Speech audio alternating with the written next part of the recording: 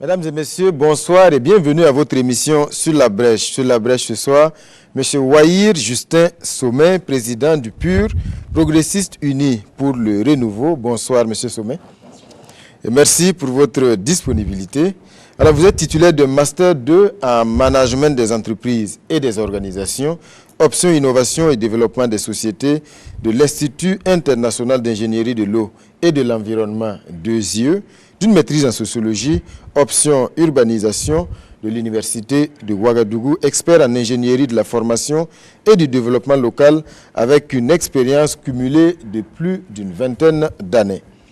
Alors tout d'abord, pour commencer, parlons justement de cette expression très usitée de développement local. De quoi s'agit-il concrètement, M. Soumé? Merci. Parce que c'est une expression qui passe à toutes les sauces. Effectivement. Mais aussi, c'est une expression qui est transversale parce qu'on ne peut pas parler de développement réel sans le développement local. Effectivement, si vous avez dû remarquer, parlant de développement, il y a longtemps que nous parlons tous de développement, le concept de développement. Mais aujourd'hui, si jusqu'à présent, nous disons tantôt il y a une insuffisance, par exemple, au niveau de l'éducation, au niveau de la santé, au niveau d'un certain nombre de volets, c'est parce que le développement n'est pas aussi proche de la population. Or, le développement, c'est la population. On a besoin des hommes qui se développent, c'est-à-dire où leurs conditions sont améliorées. Pour que les conditions de ces hommes soient améliorées, il faut que le développement soit proche de ces hommes. La décentralisation, quand vous regardez aujourd'hui ce qui se passe au Burkina, cela fait de longues années qu'on est dans ce processus de responsabilisation au niveau local. Vous, la lecture, quelle est la lecture que vous pouvez faire avec toute l'expérience que vous avez dans le domaine du développement à la base?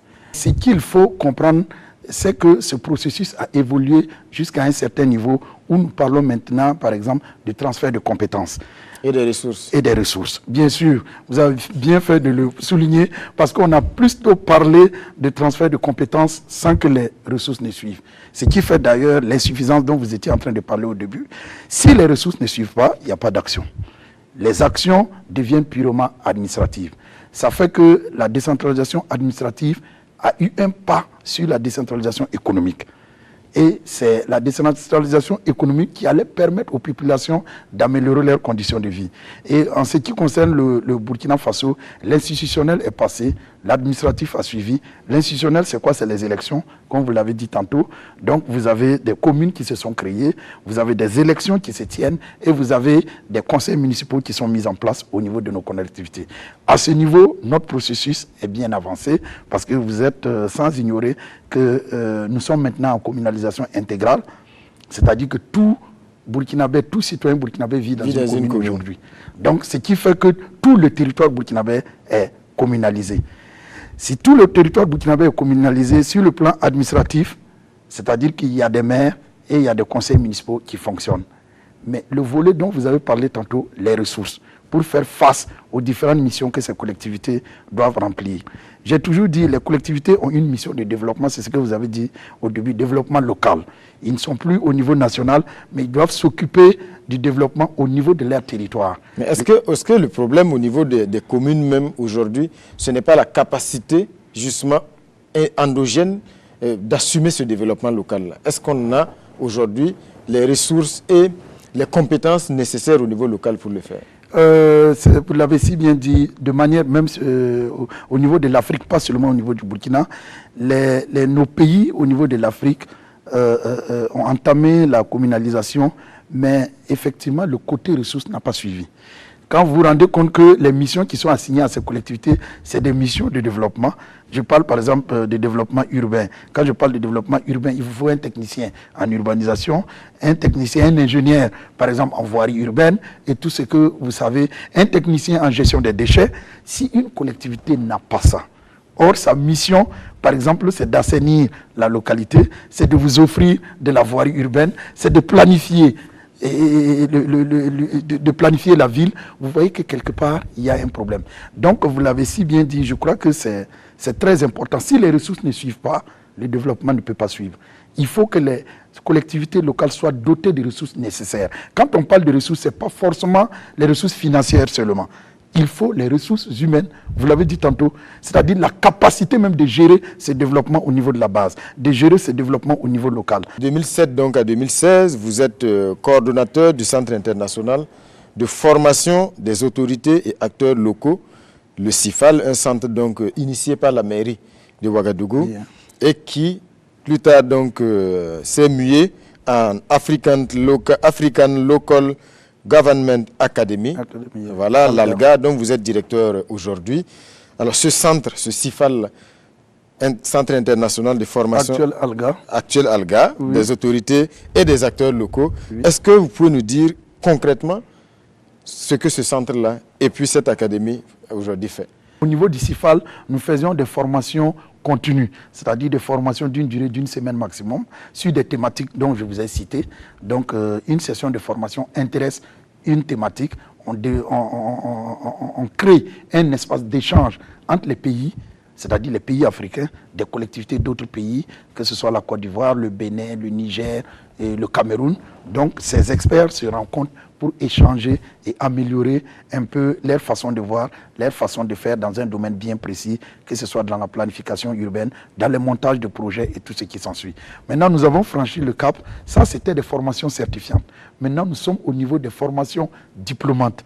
Mais justement, quand on parle de cette formation diplômante, aujourd'hui, la question qui me vient à l'esprit, quand on prend aujourd'hui le profil souvent de nos élus locaux, oui, est-ce que ce sont des gens qui ont toujours le niveau pour suivre ces formations? Il faut dire que quand on parle de renforcement des capacités, et comme vous l'avez dit, offrir de l'expertise aux élus, vous savez, les élus, premièrement, c'est des politiciens. C'est-à-dire celui qui part dans une mairie. Chez nous, la Constitution ne met pas un diplôme pour le moment. C'est-à-dire il y a des pays où on dit qu'il faut avoir un minimum de niveau pour être maire. Est-ce que c'est quelque chose qu'il faut changer? Quand vous voyez l'évolution des choses, vous-même vous l'avez dit, je crois qu'il faut qu'on y pense. Alors, Monsieur Sommet, vous êtes également un homme politique, je l'ai dit au début de l'émission, avec une vingtaine d'expériences, jalonné donc des postes de responsabilité occupés auprès des formations politiques, et cela depuis 1996, entre autres un poste de secrétaire général du Parti national des Patriotes, PNP, vice-président du Front des forces sociales, FFS, secrétaire national chargé de la planification à l'Union des partis sankaristes, UNIR PS, et aujourd'hui, vous êtes donc président du PUR, Progressistes Unis pour le Renouveau. D'abord, pour commencer, d'où vous vient le virus de la politique? Il faut dire, je ne sais pas si c'est une malchance ou c'est une chance. On a eu la malchance quand même quand nous arrivions à l'université après le bac. Un bac qu'on a cherché espérant qu'après le bac, il y aura un ouf. À l'image de nos grands frères qui étaient à l'université. Vous rêvez de la bourse et de... Vous aviez bien compris. Et de la L2. Et de la L2, parce que dès que tu avais le bac, au moins c'était le minimum qu'il y avait et c'était assuré. Mais quand nous on était en terminale, ça avait commencé à être incertain.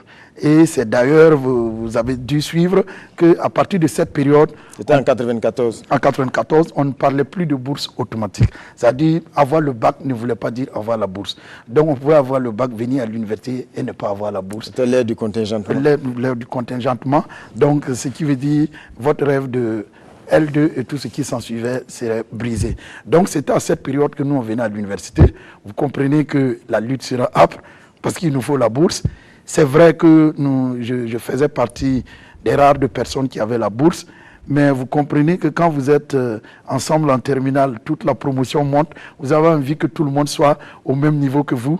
Malheureusement, si vous êtes le seul à avoir la bourse, ce n'est pas évident que cette bourse puisse suffire s'il y a un minimum de solidarité entre vous et puis vos amis. Donc, nous, on s'est lancé aussi dans la lutte. Et dans cette lutte de revendication de la bourse, on n'est pas sorti avec la bourse, mais je crois qu'on y est arrivé au fonds d'aide, que vous connaissez déjà, le fonds d'aide qui a pu être accepté par l'État en son temps. Donc nous avons lutté. Donc nous sommes arrivés à l'université dans un contexte, j'allais dire, de difficultés, et ça nous a mis aussi dans une situation de lutte. Donc nous avons commencé, nous sommes retrouvés dans une lutte et on s'est rendu compte que la lutte pour le survie, c'était pas facile, il fallait lutter. Et depuis lors, je crois qu'on y est dedans.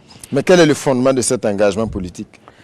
L'engagement politique, il faut le dire que dans cette lutte, On a rencontré des personnalités. Vous savez, au niveau de l'université, quand vous luttez, vous rencontrez tout le monde, surtout quand il y a crise.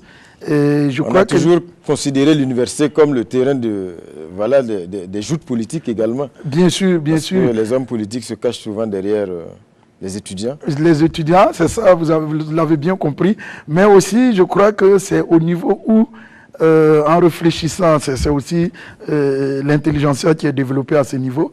Donc, ça fait que dans les luttes, vous êtes approchés, comme vous l'avez dit, par des hommes politiques, comme par des syndicats. Et comme il y a des syndicats au niveau de l'université, il s'est avéré que la proximité avec la politique, elle était pratiquement avérée, échanger avec les gens. À un moment donné, on s'est dit, mais finalement, c'est vrai, si vous êtes dans le syndicalisme, c'est bon, mais je crois qu'il fallait qu'on franchisse le Rubicon parce qu'il s'est trouvé que ceux qui décidaient pour nous, c'était des hommes politiques, ce n'était pas autre chose.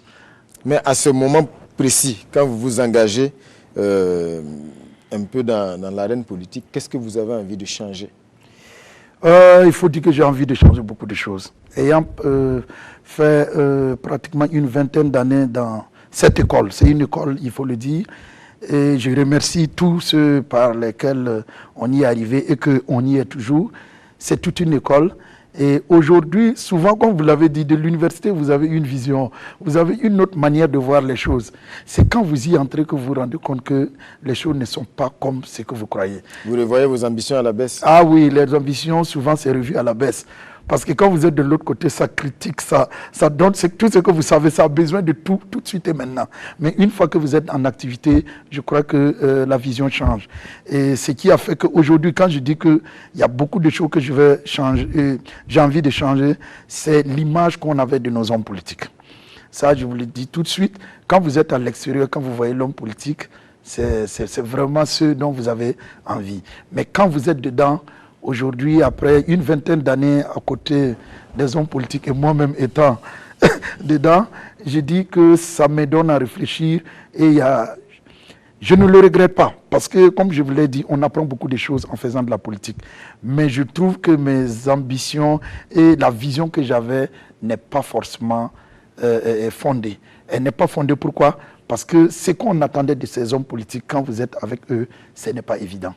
Ce n'est pas évident et aujourd'hui encore plus parce que quand je vois l'image qu'on fait de l'homme politique, aujourd'hui j'ai des promotionnaires, quand il y a d'autres qui m'ont dit mais toi maintenant tu fais de la politique, tu dois être dangereux. On m'a dit tout ça. Bon, il ne faut plus qu'on vienne chez toi parce que on ne sait pas ce que vous voyez ce que ça donne. C'est-à-dire qu'il y a une image négative. Et la politique a perdu de ses lettres de noblesse, si on peut le dire ainsi. Mais M. Sommet, quand on regarde un peu votre parcours politique, on voit que vous êtes passé du Parti national des patriotes au Fonds des forces sociales FFS, Unir PS, aujourd'hui le PUR. Voilà pourquoi est-ce que vous ne craignez pas de donner l'image d'un homme politique qui manque de trajectoire? Ah non, la ligne est maintenue étant donné que je suis resté sankariste. Donc, je suis resté sankariste. Mais c'est comme je vous l'ai dit, la vision qu'on a de la chose de l'extérieur et quand on y rentre, c'est différent. Et moi, il y a eu quelques déceptions qui m'ont envoyé souvent à changer. C'est-à-dire ce qu'on a vu de l'extérieur quand on est rentré et la manière qu'on voit comment les choses sont gérées et comment les choses se passent. Souvent, on est un peu écœuré de ne pas pouvoir répondre aux aspirations des populations. Et souvent, nous, si vous n'avez pas trop de responsabilités, vous êtes encore plus exposés. Pourquoi? Parce que quand vous sortez, vous êtes avec le peuple qui dit, mais vous êtes là-bas, vous foutez quoi? Vous avez fait quoi de bon? Et quand vous retournez, vous le dites à quelqu'un peut-être qui est votre président ou ceux qui sont devant, souvent, il y a eu une incompréhension.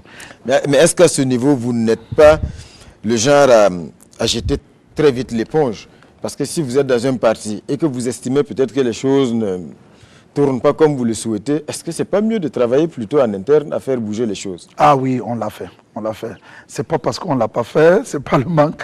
Mais vous voyez, je prends par exemple au début, quand nous étions au PNP, la ligne idéologique, vous savez, pour des étudiants, quand on a le concept, et puis ça a de l'importance pour nous. Quand vous arrivez... C'était l'idéal sankariste. L'idéal sankariste, bien sûr. Pour nous, l'idéal sankariste, c'était vraiment l'idéal qui vraiment, ce n'est pas exempté de toute critique, mais nous croyons que c'était la voie. Et nous y croyons toujours, c'est la voie idéale. La preuve en est que tout ce qui a été prôné par l'idéal sankariste, c'est-à-dire tout ce qui a été fait sous la Révolution, aujourd'hui reste d'actualité. Vous êtes d'accord avec moi qu'aujourd'hui, les problèmes qui ont été évoqués, que ce soit la corruption, la malgouvernance et tout, nous traînons toujours tous ces trucs-là. Et en tant que membre d'un parti sankariste, nous espérons que ça évolue et que ça change. Et donc, quand vous y êtes dedans et que ça ne change pas, quelque part, on ne jette pas l'éponge, mais vous demandez à faire mieux pour que les choses puissent changer. C'est d'ailleurs pourquoi nous avons toujours voulu aller de l'avant.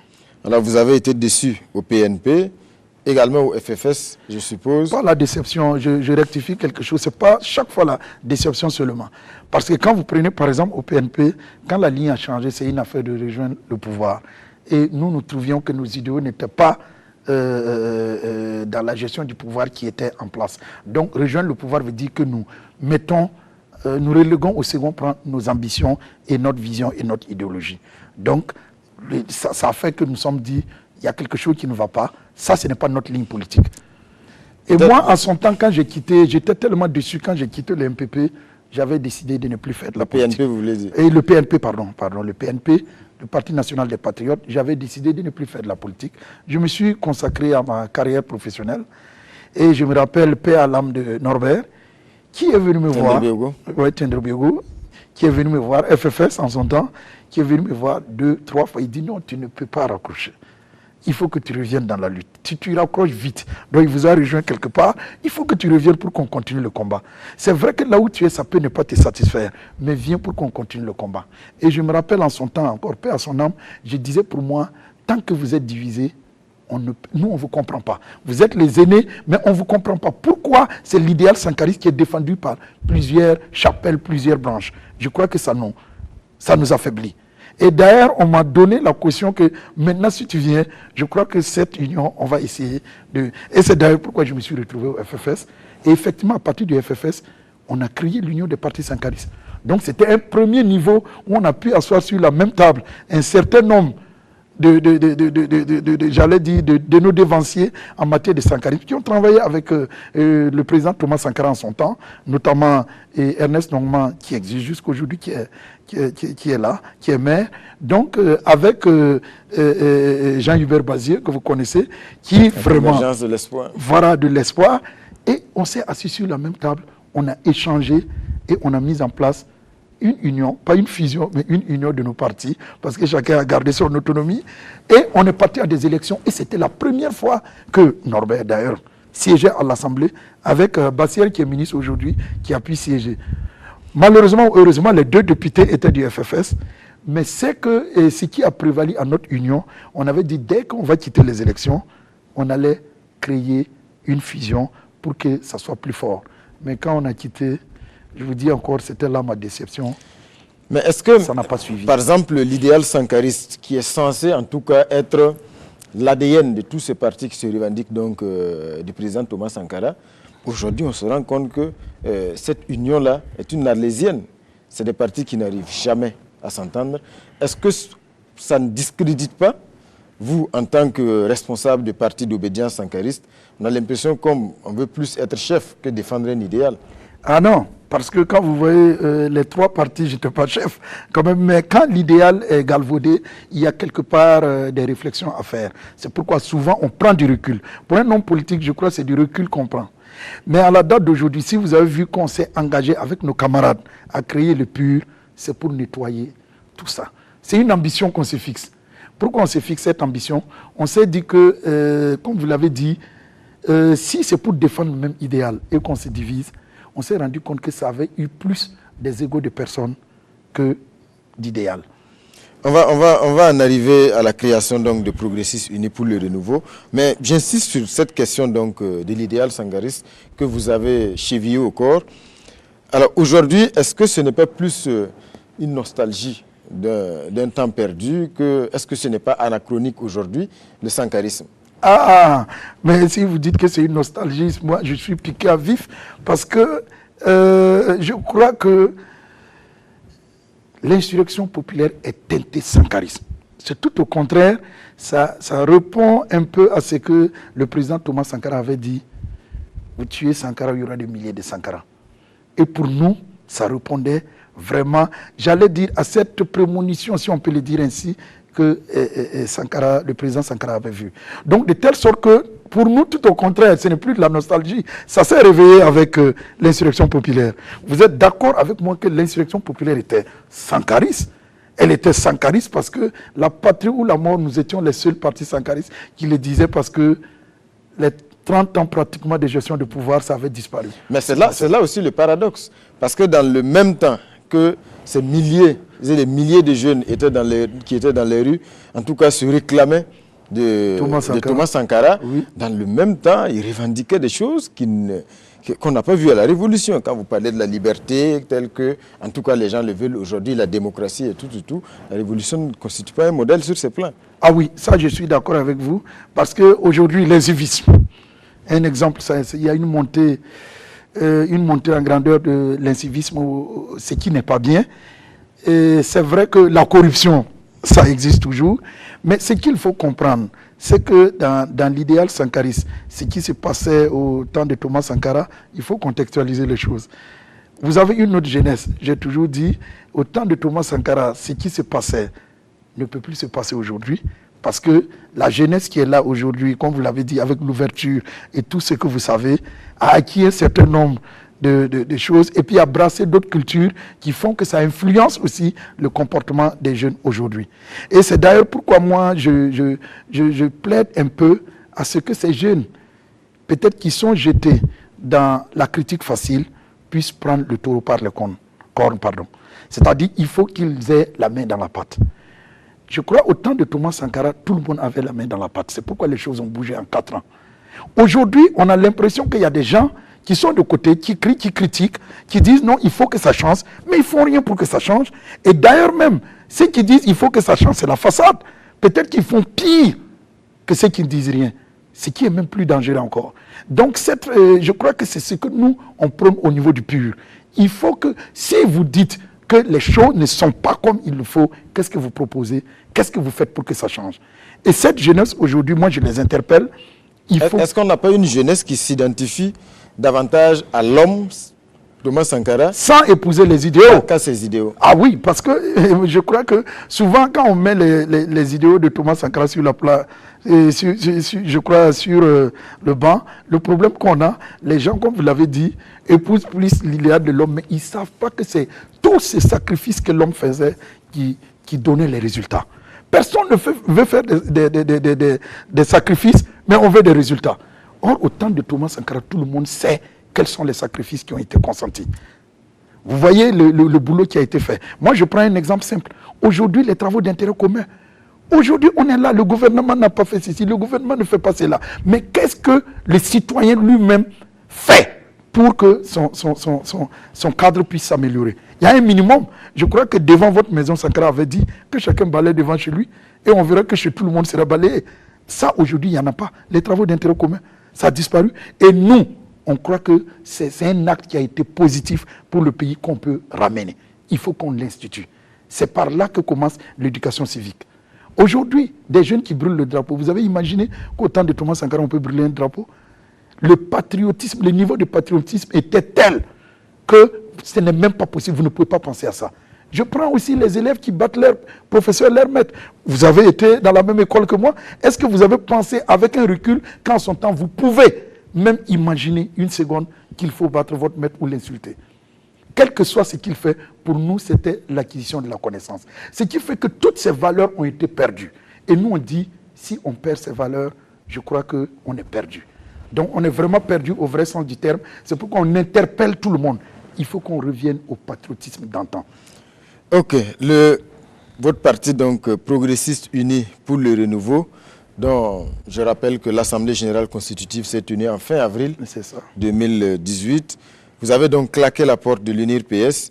Est-ce qu'on peut revenir sur les raisons de ce divorce? Qu'est-ce qui vous a poussé donc, à quitter le navire UNIR-PS? Vous voyez, on a quitté l'UNIR-PS, ce n'est pas au moment où on créait le parti, on a quitté l'UNIR-PS. Les instances plutôt de l'UNIR-PS, parce que j'étais dans les instances décisionnelles, déjà au dernier congrès, pour que ça ne fasse pas du bruit, on a quitté les instances simplement. Et on s'est réduit à un militant de base qui est libre de ses actes. Et pourquoi on l'a fait, nous? Parce que c'est avec un certain nombre de camarades, je n'étais pas seul. À un moment donné, il était difficile pour nous. Difficile pour nous, quand vous avez suivi un peu ce qui s'est passé au niveau de l'UNIRPS. Nous ne sommes pas les premiers et ce n'est pas évident que nous soyons les derniers. Parce qu'à un moment donné... Mais qu'est-ce qui ne va pas? Qu'est-ce qui ne va pas au point où, en tout cas, il y a autant de ressentiments? Et vous voyez, j'ai toujours dit, on n'a pas besoin de faire du tapage et de cracher un peu sur ce qu'on vient de quitter. Moi, je ne mange pas de cette soupe. J'ai dit, l'UNIRPS a été pour moi une école, c'est un parcours, je suis passé et je ne regrette rien du tout.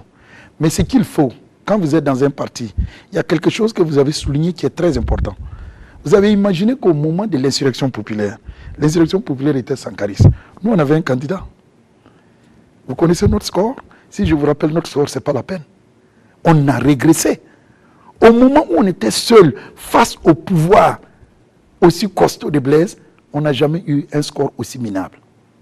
Mais pourquoi ce score minable? C'est des questions à se poser.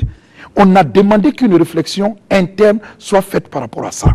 Il faut qu'il y ait une introspection. Il ne faut pas seulement voir l'électorat qui ne nous a pas élus, mais pourquoi cet électorat ne nous a pas élus? La preuve année qu'on avait même comme axe de communication candidat de l'insurrection. C'est pour dire quoi? C'est pour dire que nous répondons le mieux aux trucs qui ont été défendus, aux aspirations qui ont été défendues par ce peuple. Mais les résultats ont démontré le contraire. Vous reprochez, concrètement, est-ce que vous reprochez quelque chose à Maître Benewende Stanislas Sankara? Ce n'est pas une question individuelle. Quand on pose la question comme ça, nous, on n'a aucun problème avec Maître Sankara. Pas du tout. Pas du tout. Mais nous, on a un problème avec la gestion de l'UNI. C'est ça le problème, en fait. C'est d'ailleurs tout ce qu'on combat. On dit qu'il faut qu'on évite la personnification de nos partis politiques. Wahir Justin Somé est le président du PUR aujourd'hui. Peut-être demain, vous allez avoir un autre président du PUR. Il faut que ça arrive. Parce que chez nous, on a l'impression qu'on crée le parti, on meurt avec le parti. Il faut que ça s'arrête. Cette affaire de charisme, de président fondateur et de tout ce que vous voulez, je crois que nous, on passe en brèche. Il faut que ça s'arrête. Donc, je crois que c'est des gens qui ont le même idéal, qui se sont réunis pour se battre. Et qui épouse l'idéal doit être capable d'être devant. Et demain, si ce n'est pas Wahir Somé, est-ce que ça peut être Alexandre Sankara? Alexandre Sankara est de l'UNIRPS. Vous n'êtes pas au courant? Il est de l'UNIRPS, il est député UNIRPS. Donc il ne peut pas... Non, ce n'est pas comme ça. J'ai dit, si on est ensemble, si Alexandre Sankara est membre, et d'ailleurs nous sommes en train de conquérir, donc Alexandre Sankara peut être dans notre mie. Et même Maître Sankara, si il épouse nos idéaux, il épouse notre règlement intérieur, il sera le bienvenu. Donc ce n'est pas une histoire d'Alexandre Sankara. Et moi, je trouve d'ailleurs que c'est un manque de respect. Quand on sait qu'on a un récépissé, on a un président et qu'on évoque un autre président. Et justement j'allais en venir à la question, parce que si la question est posée, c'est justement parce que le député Alexandre Sankara était à l'Assemblée générale constitutive, ce qui a été vu, en tout cas comme... une démission du parti de l'UNIRPS par des militants de l'UNIRPS. Voilà, et certains estiment que derrière vous, dans l'ombre, se cache justement Alexandre Sankara. Non, on ne mange pas de cette sorte. Ce qu'on est en train de dire, c'est que c'est malheureux qu'il y ait cette réflexion. Parce que ceux qui le disent, ils ont été à des assemblées généraux, ils ont été à des congrès aussi de partis. Mais les partis, ce n'est pas des ennemis, c'est des adversaires politiques. Moi, j'ai participé à la création d'autres partis. Après que nous, on soit créés, on m'a invité à des assemblées généraux. Mais ce n'est pas pour autant que j'ai démissionné en tant que président du PUR. Mais Alexandre a été invité en tant qu'un ancien camarade. Vous avez dit, vous venez j'ai dit, ça fait 20 ans que je suis dans le sankarisme. Alexandre y est aussi. Alexandre est à l'UNIRPS. On vient de quitter l'UNIRPS, il y est toujours. Mais c'est un camarade, ce n'est pas un ennemi. Et Alexandre n'était même pas le seul. C'est ce qui nous étonne d'ailleurs. Parce qu'il y avait d'autres présidents de partis, il y avait d'autres membres d'autres partis. Mais quels sont vos rapports avec lui, Alexandre Sankara? De très bons rapports, parce que c'est un ancien camarade. Mais Bassir est à l'UNIR aussi. Hein. Mais c'est un ancien camarade aussi. Bassir a été mon président. Quand j'étais à FFS, il n'y a pas de guerre entre nous. C'est un camarade. Mais pourquoi on ne l'en veut pas? Parce qu'il n'est pas venu à l'âge, il n'était pas là. Mais si on l'invite à l'AG, d'ailleurs, on a invité aussi l'UNIR, je vous informe. On est parti pour déposer, vous avez suivi avec vos collègues, on est parti pour déposer l'invitation de l'UNIR, on nous a chassés. Je crois que c'est toute cette réflexion que nous, on n'approuve pas. Il faut que les gens évoluent. Il faut qu'on parte de l'avant. C'est-à-dire, le recul pour nous, quitter l'UNIR PS ne veut pas dire être contre l'UNIR PS. Pas du tout. Nous n'épousons plus les mêmes valeurs, nous n'épousons plus le même idéal. En tout cas, pour le moment, sa présence à votre Assemblée générale constitutive, et au-delà de ça, ces prises de position, également, qui sont très proches de vos positions, concernant l'UNIR PS, lui valent... C'est un sankariste aussi, hein. Voilà, ça lui vaut. Mais il est sankariste aussi, ça comme lui... tout autre sankariste. Mais justement, aujourd'hui, on a des militants du Kadiogo, par exemple, qui lui demandent de remettre son mandat et de rejoindre le PUR tranquillement. Non, c'est pas... vous voyez, c'est... Mais nous, en tant que tel, cette discussion ne nous concerne pas. Parce que Alexandre est de l'UNIR PS, c'est une discussion interne. L'UNIR PS n'a qu'à régler ses problèmes. C'est que nous, on demande à l'UNIR PS que le PUR ne soit pas cité encore dans leurs problèmes internes. C'est le sale, ça se lave en famille. Le PUR, c'est un parti autonome avec un président et puis des membres. Nous ne voulons plus être mêlés à quoi que ce soit de l'UNIR PS. On a déjà quitté l'UNIR PS, on ne veut plus être mêlés à quoi que ce soit.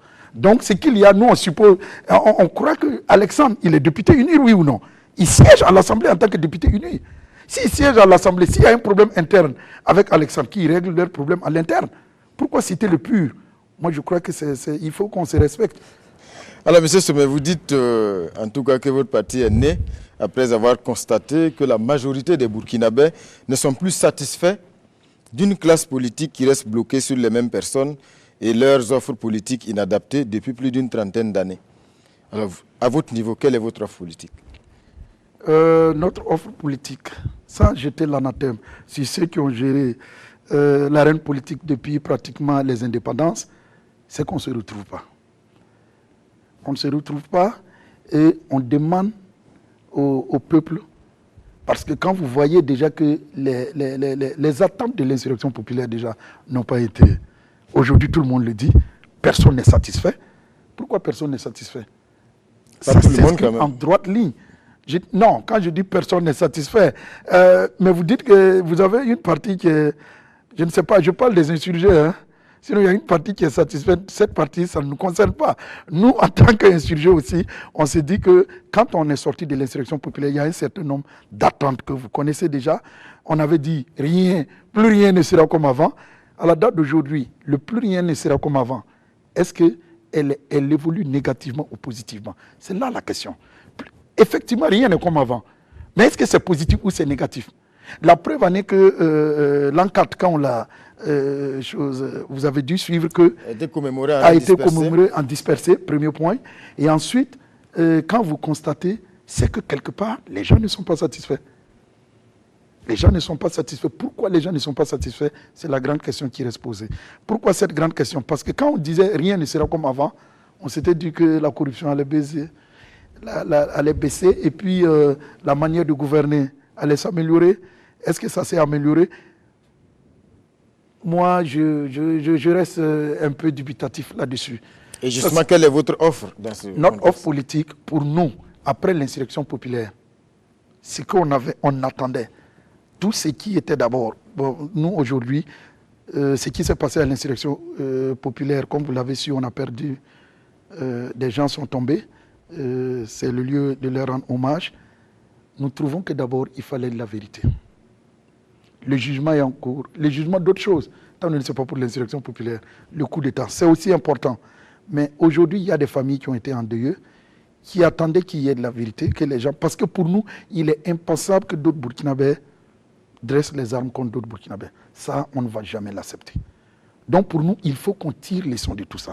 Donc pour nous, le jugement, la vérité permettrait de pardonner. Le peuple burkinabé, c'est un peuple de pardon. Il n'y a pas de raison que quand les responsabilités sont situées, les torts sont situés, qu'il n'y ait pas de pardon. Il y aura toujours le pardon. Le peuple burkinabé a toujours été un et indivisible. Donc nous, on n'a pas de doute à ce niveau. Mais quand ça traîne, qu'est-ce qui se passe? Ne parlons pas du dossier Thomas Sankara, que vous connaissez déjà, qui a failli être dans les oubliettes. Donc vous voyez, tous ces trucs, on est en train de traîner. Notre offre politique, c'est vrai qu'on n'a pas dit de mettre un trait sur le passé, mais tant qu'on traînerait un passé qui divise, nous n'avancerons pas. Mais comment en arriver là? Quand vous dites que c'est votre offre politique, je suppose que ce n'est pas que les questions de justice. C'est un passé qui divise, oui. Donc, nous ne voulons plus qu'on traîne un passé qui divise. Et pour ne pas traîner un passé qui divise, nous, on propose un changement générationnel. La génération qui n'a pas fait ce que vous êtes au courant, elle n'a qu'à prendre ses responsabilités. C'est très simple que ça. C'est-à-dire que chacun doit être jugé. Les générations sont jugées successivement. Cette génération, aujourd'hui, on l'a jugée, elle a fait ce qu'elle devait faire, mais il faut que ceux qui critiquent, qui soient là, il faut qu'ils fassent, n'ont qu'à mettre la main dans la pâte, n'ont qu'à prendre les responsabilités, et ils seront aussi jugés par l'histoire. Mais un changement générationnel, en quoi c'est un programme? Ah, merci d'avoir posé la question. Un changement générationnel, c'est un nouveau souffle. Un nouveau souffle, c'est de nouvelles idées. Les nouvelles idées font une nouvelle dynamique. Si vous avez une nouvelle dynamique, les programmes changeront. C'est pourquoi c'est un nouveau programme. C'est-à-dire, les programmes ne seront pas dans une similarité totale. Parce que c'est un autre contexte, c'est une autre génération, c'est une autre vision. J'ai toujours dit aux gens, nous ne relevons pas de la FEANF. Ce n'est pas la Fédération des étudiants de France. C'est la Fédération des étudiants de Ouaga que vous connaissez. L'université de Ouaga, c'est une autre réalité. Vous voyez ce que je veux dire? Il y a une autre réflexion. Nous avons une autre vision. Nous n'en voulons pas à nos aînés parce qu'ils ont fait ce qu'ils devaient faire, ils ont fait ce qu'ils peuvent faire. Mais ils ne sont plus en phasage avec ce qui se passe. Vous avez dit le monde, c'est une globalisation, c'est une ouverture. Aujourd'hui, les jeunes qui sont là ne se retrouvent plus dans cette génération. Mais ces jeunes, nous, on refuse qu'ils se plaisent aussi dans des critiques. Il faut qu'ils prennent ses responsabilités. Mais justement, pour que la nouvelle génération dont vous parlez puisse s'imposer, il faut qu'elle offre quelque chose. Cette nouvelle génération que nous sommes, nous offrons quelque chose. Par exemple, nous offrons un nouveau programme. Parce que le message, il ne suffit pas juste de dire de changer de génération. Ah non, c'est pas... J'ai dit le changement générationnel, c'est une base. Vous l'avez dit, c'est une ressource humaine, c'est une autre expertise. Vous êtes une nouvelle expertise, qui n'est pas la même chose que le journaliste des années 80 ou le journaliste des années 60. La manière dont vous voyez les choses, il faut que... Mais aujourd'hui, nous, on s'est dit, si vous n'êtes pas aux commandes, vous ne pouvez pas faire valoir vos idées. C'est pourquoi nous on dit, vous n'avez pas à critiquer, mais vous avez maintenant à proposer. Donc c'est que nous, on dit au niveau de chez nous, le programme qu'on propose. Souvent les gens croient que le programme c'est dire qu'on va améliorer l'éducation, mais tout ça c'est une réflexion. Nous on dit, il faut d'ailleurs même que la base de la réflexion change. Qu'est-ce qui prouve que ce n'est pas parce qu'on traîne des tares, comme vous l'avez dit depuis longtemps, que les choses ne bougent pas. Nous changeons carrément. Il nous faut une rupture. Nous n'avons pas eu la rupture. Alors d'avril à maintenant, est-ce que vous avez mûri la réflexion? On a beaucoup mûri la réflexion. Est-ce que vous êtes de l'opposition ou de la majorité? Où est-ce que vous vous positionnez au niveau du PUR? Au niveau du PUR, vous voyez, cette question nous embarrasse. Pourquoi? Je ne comprends pas qu'un parti politique qui se crée aujourd'hui, à peine qu'on est créé, qu'on nous injonque de choisir. Dieu merci, la loi ne dit pas il faut forcément. La loi dit si tu veux appartenir à l'opposition, tu fais une déclaration. Si tu veux appartenir à la majorité, tu fais une déclaration. Donc, on est toujours dans la légalité. Mais ce qu'il y a pour nous, c'est quand même, ce n'est pas fondé que dès que vous criez, que vous venez de me poser des questions par rapport à notre programme, par rapport à notre vision. C'est des choses qu'on mûrisse et qu'on compare par rapport aux autres. Donc, cette comparaison n'étant pas faite, nous savons qu'il y a un problème, il y a une insuffisance. Nous avons notre vision que nous offrons, mais aujourd'hui, ça ne nous permet pas d'aller nous fondre où que ce soit. Mais les élections sont proches. Ce qui est sûr, légalement, on est reconnu. On peut se présenter à des élections. Vous verrez où nous serons. Mais en attendant, on n'est ni satisfait, ni de l'un, ni de l'autre. Ni de l'opposition, ni de la majorité. Oui. Alors, M. Sommet, venons-en à l'actualité de cette semaine, marquée bien sûr par la décision du gouvernement d'augmenter les prix des hydrocarbures, notamment donc, pour le super et le gasoil, qui connaissent une augmentation de 75 francs. La CCBC, la coalition de la société contre la vie chère, justement, a fait une sortie en estimant que c'était donc inopportun et que c'était même une provocation. Alors vous, quelle est la lecture que vous faites? Le gouvernement estime que aujourd'hui on est dans une situation où la Sonabi est carrément asphyxiée. Et au-delà de ça, il y a la lutte contre également l'insécurité qui nécessite également de redéfinir les priorités. Ok, c'est ce qui est vrai. Mais cependant, je crois qu'on vient de noter, actuellement, nos populations sont, comme on l'a dit, la vie chère, elle est présente. Donc de telle sorte que les populations, les conditions des populations ne sont pas améliorées, comme on attendait. Donc, à la date d'aujourd'hui, effectivement, quand il y a une augmentation, c'est une surenchère de la vie. On parlait de vie chère, c'est-à-dire qu'il y a Est-ce que vous êtes convaincu par les arguments du gouvernement? Les arguments du gouvernement, non, moi j'ai dit plutôt que le peuple, le CVC a raison de dire qu'à l'époque où nous sommes, où on a des problèmes, il n'est pas opportun qu'on augmente les prix. Mais au niveau du gouvernement aussi, il faut reconnaître que le Burkina Faso n'est pas producteur de pétrole et que le pétrole, c'est à l'extérieur qu'on achète, on n'est pas les seuls. Si les cours montent, il y va de soi que chez nous, on ait les répercussions. Ce qu'il faut souligner, c'est que notre pays n'est pas doté d'un système de suivi et puis de contrôle, ce qui fait que on ne peut pas directement avoir les à-coups au niveau du privé. Dans les autres pays, vous voyez, c'est-à-dire que ça monte, ça descend. Ça fait ça. C'est en dents de scie. C'est les cours. Ça marche. Mais comme Ici, chez ça nous, n'a il y a pas une augmenté subvention. depuis 2016. Oui, depuis 2016, c'est-à-dire qu'il y a une compression quelque part. Mais moi, je trouve que c'est une affaire, c'est peut-être un problème de... On a comprimé les choses et on est arrivé à une période où on ne peut plus. C'est ce que vous venez de le dire, mais pourquoi avoir comprimé? Il faut dire la vérité au peuple. Vous estimez qu'il faut pratiquer la vérité des prix? Il faut pratiquer la vérité des prix. C'est-à-dire qu'il faut dire la vérité au peuple. Qu'est-ce que je veux dire? Je ne veux pas dire qu'il faut augmenter les choses. Non, mais il faut dire au peuple la réalité. Parce que ce qui s'est passé, c'est que depuis 2016, vous savez pourquoi ça n'a pas augmenté? Parce qu'on a refusé de faire face. Sinon, en son temps, dès que ça a augmenté, il faut dire au peuple, le truc augmente. Mais jusqu'à présent, le gouvernement essaie de subventionner, mais on ne sait pas jusqu'à quel niveau. En ce moment, on prépare le peuple. Parce que si vous avez suivi les micro-trottoirs que vous avez fait, que j'ai suivi d'ailleurs, c'est que les gens disent, ça les a surpris. Pourquoi augmenter du coup 75? Mais si on avait augmenté peut-être 25, je ne sais pas moi, peut-être que ça allait un peu atténuer les choses. Parce que les gens, c'est comme si c'était un effet de surprise. Par contre, c'est un effet aussi contraignant, comme vous l'avez dit, parce qu'on est comprimé, on a attendu, on a essayé de gérer jusqu'à ce que ça explose. Pourquoi attendre jusqu'à ce que ça explose? Moi, je crois qu'il fallait être visionnaire. Si les choses montent, qu'on explique, les choses sont montées, mais on peut tenir jusqu'à tel niveau. On ne sait pas si ça continue. Voilà, au moins, le peuple suit. En ce moment, l'augmentation allait avoir moins de répercussions comme on le pense. Alors, la crainte aujourd'hui, c'est que cette augmentation se répercute également sur les produits de grande consommation. À ce niveau, le gouvernement rassure que des dispositions seront prises pour que, en tout cas, il n'y ait pas cette... Mais quand vous parlez de crainte, moi je ne parle pas de crainte. La réalité aujourd'hui, c'est pas possible. Quand vous savez dans toute l'économie, dans l'appareil économique, le carburant est partout. Quand vous parlez d'industrie, vous parlez de carburant. C'est de quoi vous pouvez parler comme activité si vous ne mettez pas le carburant. Même les déplacements. Pour que vous et moi, nous, on se déplace, il faut du carburant. Donc, en quoi est-ce qu'on peut augmenter le carburant et dire qu'il n'y aura pas de répercussions? Ce serait difficile. Moi, je dis, c'est mieux, c'est de ça que je parlais. Mieux vous commencez à dire maintenant qu'on va essayer d'adoucir ce qui va se passer, mais dire qu'il n'y en aura pas, je crois qu'il y en aura. Parce que c'est une situation, j'allais dire, c'est tacite. Par exemple, il y a quelqu'un qui nous prenait un exemple, quelqu'un qui vous livrait un produit de Koubri à ici. Il voulait livrer à 1000 francs. Il mettait 1 litre pour venir. Le litre est monté à plus de 75. Il y a eu plus de 75 francs sur le litre. Vous croyez que cette personne peut vous livrer le même produit au même prix? Donc en ce moment, lui, il fonctionne à perte? Je ne sais pas. Je ne suis pas économiste de formation, mais ce que je sais, la logique est que si le carburant monte... Est-ce qu'il n'y a pas risque que justement des gens en abusent? C'est là où il y a le problème. C'est pourquoi je parlais de l'insuffisance du contrôle à notre niveau. Mais ça, c'est l'État qui doit y veiller.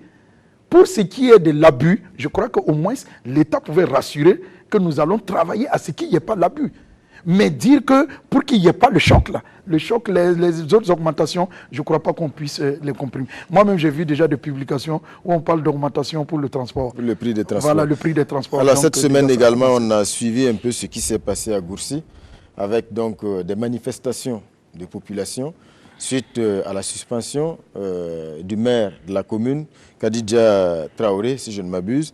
Alors, vous, quand vous regardez un peu cette crise au niveau de la commune de Gourcy en tant qu'homme politique, qu'est-ce que ça vous inspire comme réflexion? Non, parce qu'elle est suspendue pour n'avoir pas convoqué un conseil municipal après le dépôt d'une motion de défiance, je crois par 63 conseillers.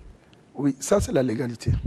Mais c'est la suite, c'est-à-dire la conséquence qui est là, c'est de ça que je veux parler. Pour la conséquence, elle est très malheureuse. C'est que j'ai suivi jusqu'à Kayassé, comme on le dit, entre griffes, un corbillard. C'est de ce qu'on parlait au début. quelque part, il y a quelque chose qui ne va pas. Et pour moi, ça remet encore sur la selle l'autorité de l'État.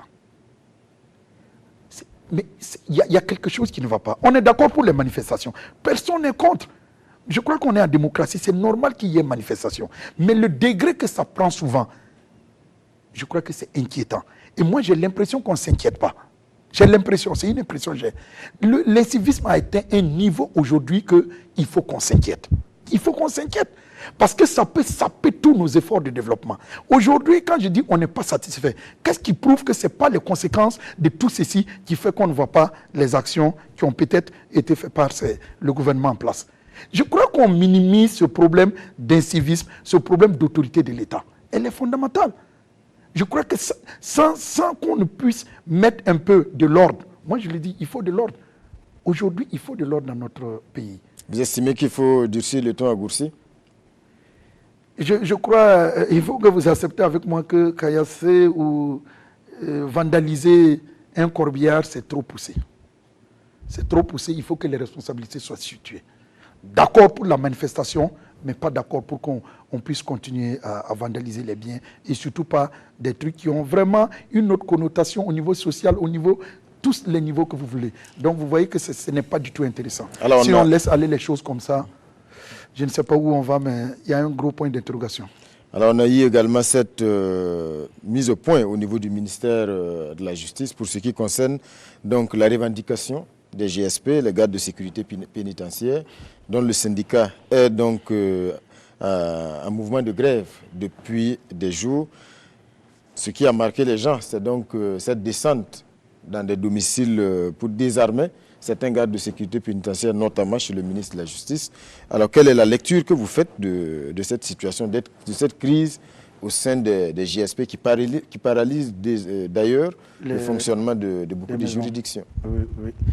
Je crois que ça s'inscrit, c'est ce qu'on vient de dire tout de suite. Manifestation d'accord, mais je crois qu'il y a un niveau qu'on est en train de perdre. C'est surtout ça. Il y a un minimum. Moi, vraiment, bien que je comprenne les revendications, mais je ne crois pas que la manière a un problème. Aujourd'hui, le gros problème qu'on a, quand vous voyez que des gens en arrivent même à regretter, vous vous rappelez que lors l'an 4, comme vous l'avez dit, de la commémoration, il y a des gens même qui regrettent. Ils disent, mais finalement, pourquoi on a fait l'insurrection?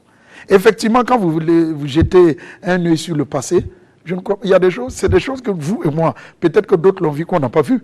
Dans le temps, ce n'était pas des choses qui étaient possibles.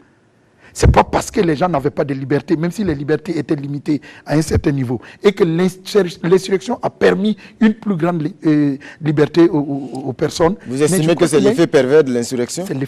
Non, mais c'est l'effet pervers. Je crois qu'il y a eu trop de compréhension.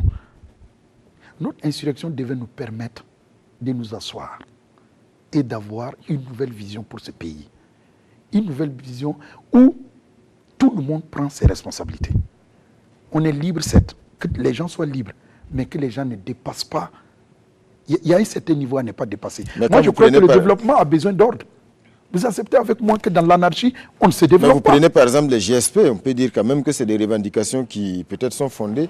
Ils dénoncent le manque de moyens. J'ai dit c'est fondé. L'amélioration de leurs conditions. Je suis même d'accord avec eux. Il leur faut des moyens pour travailler. Mais vous êtes d'accord aussi avec moi qu'aller désarmer les autres et tout ça, au moment où on a l'insécurité à notre porte, on a le djihadisme à notre porte, mais vous croyez que ça, qu'est-ce que ça donne comme image? C'est très dangereux. C'est pourquoi je dis, même si les gens ont des revendications fondées, il y a le côté patriotique qui est en train de perdre. C'est-à-dire, une fois que c'est au nom de notre pays, au nom du Burkina Faso, au nom de notre patrie, il y a des choses qu'il ne faut pas dépasser.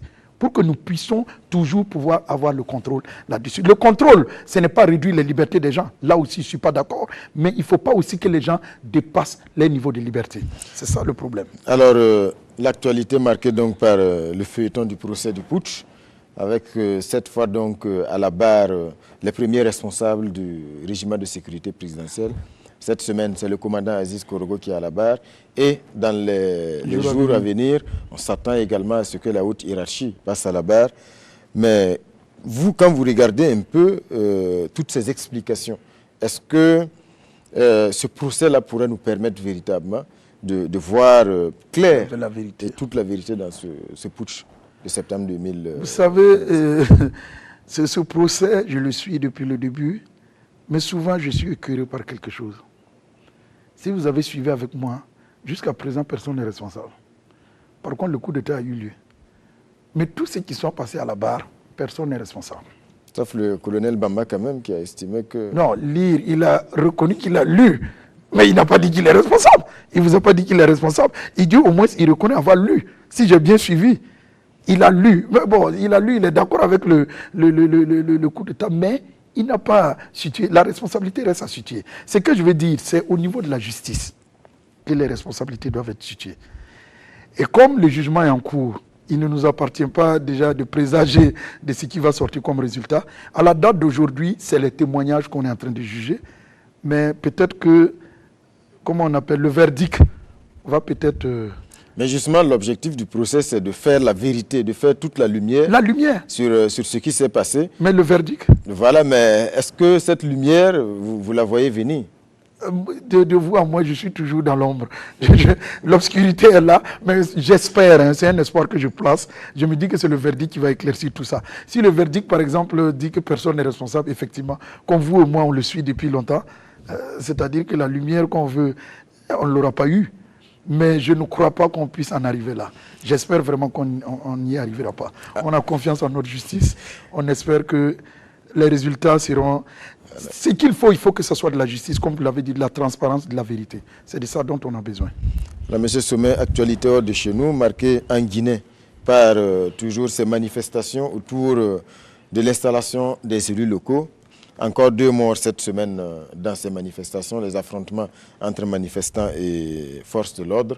On a l'impression qu'à chaque fois qu'il y a des manifestations en Guinée, ça se solde toujours par des morts. Oui, c'est l'impression qu'on a, mais c'est même un constat. 100 morts depuis avril 2020. Voilà, vous voyez que c'est devenu même un constat. Ce n'est plus une impression, étant donné que ça se passe comme ça. C'est ce qui est malheureux, moi j'avais dit, parce que ça fait longtemps qu'il n'y a pas eu d'élection locale dans ce pays. Et je me rappelle que j'ai échangé avec un des maires, dont je tais le nom, où j'avais dit en son temps, le jour que vous allez faire des élections, ce n'est pas évident. Parce que plus ça dure, nous sommes en démocratie, plus les tons se durcissent, plus ça peut créer des problèmes.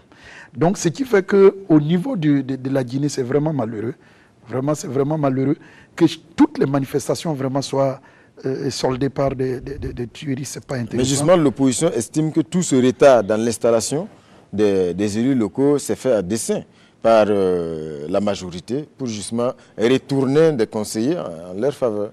C'est ça l'objet de la crise. Selon l'opposition. C'est ça. Mais je crois que le pouvoir aussi va vous dire autre chose. Ce que je veux dire, en tant qu'homme politique, il ne m'appartient pas de juger, mais ce que je constate, c'est qu'il y a des pertes en vie humaine pour une histoire d'élection locale.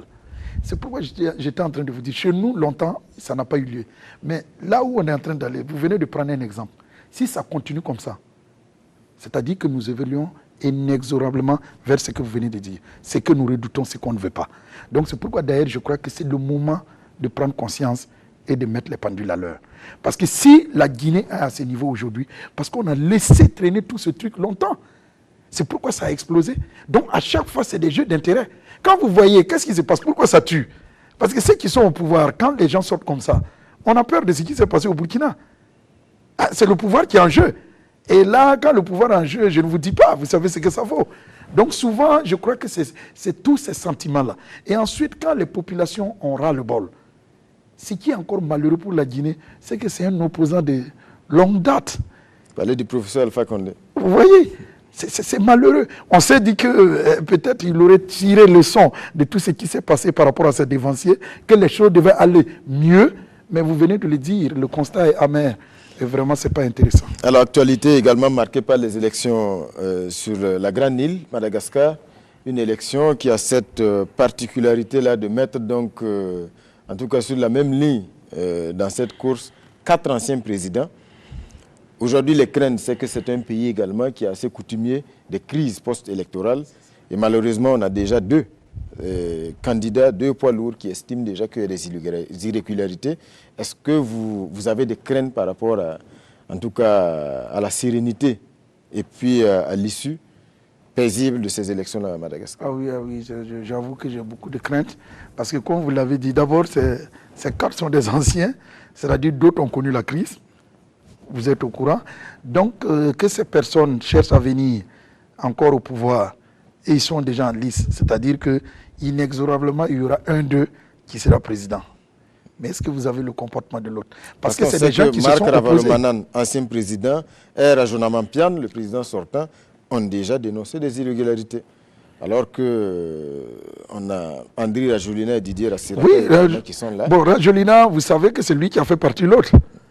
Donc à ce stade, est-ce que vous croyez que, quelles que soient les issues, je ne crois pas, parce que selon ce que j'ai eu à prendre, c'est que quelque part, Rajolina, c'est le candidat de la jeunesse, il paraît.